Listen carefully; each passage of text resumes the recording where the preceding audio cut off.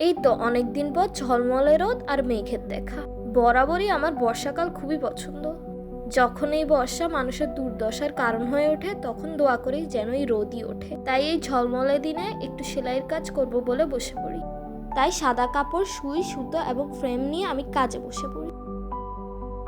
আজ আমরা এক ঝুড়ি ফুলের নকশা করেছি।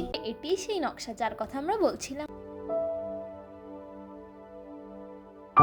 চলো কথা না বাড়িয়ে এখন কাজে চলে যাই। এখানে আমরা আগে থেকেই কলম দিয়ে নকশাটা এঁকে রেখেছিলাম, কিন্তু নকশাটা আঁকার পর আর করা হয়নি। তাই এখানে কলমের কালিটা একটু ছড়িয়ে গিয়েছে, কিন্তু সমস্যা নেই, এটা ধুলে আবার চলে যাবে। চলো এখন আমরা ঝুড়িটি সেলাই করে নিই। এখানে আমরা দু ধরনের সুতো ব্যবহার করেছি। একটা ব্যবহার করেছি আমরা বর্ডারের জন্য, আর অন্যটি ব্যবহার করেছি আমরা ভরাটের জন্য। চলো আর কথা না বলে কাজটা দেখি।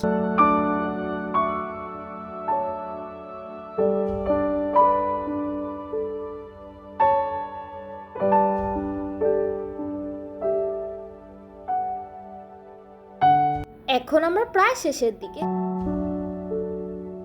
এই যে এখানে আমাদের চমৎকারভাবে ছুরির কাজটি শেষ। এখন আমরা ফুলের কাজ করব। তেমন কঠিন না, তবে পছন্দের একটা সুতা দিয়ে কাজটা করব। এখন আমি সেলাই করি, তোমরা দেখো।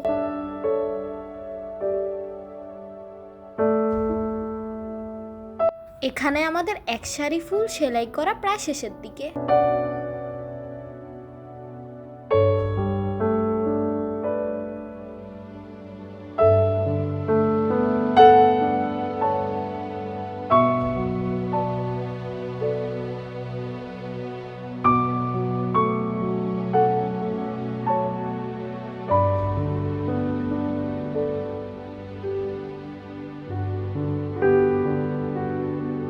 এই যে আস্তে আস্তে আমাদের সবগুলো ফুল সেলাই করা শেষ হয়ে যাচ্ছে।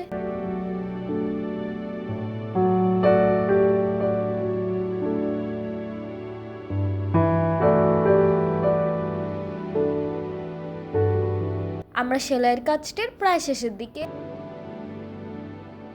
All done.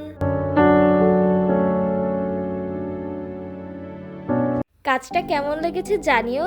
লাইক, কমেন্ট আর শেয়ার করো এবং সাবস্ক্রাইব এবং ফলো করতে ভুলো না। আসসালামু আলাইকুম, আল্লাহ হাফেজ।